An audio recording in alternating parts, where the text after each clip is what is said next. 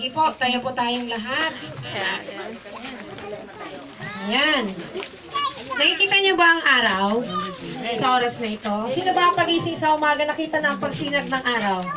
Pagkahapon naman sa paglubog, nakita niyo na ba? Sabihin natin salamat po, Ama. Ayan. Mula sa pagsikat hanggang sa paglubog ng araw.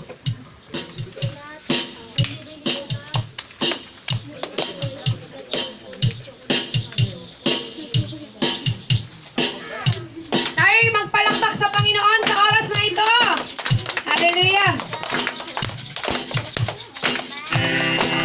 Lord, mula sa pagsikat hanggang sa paglubog ng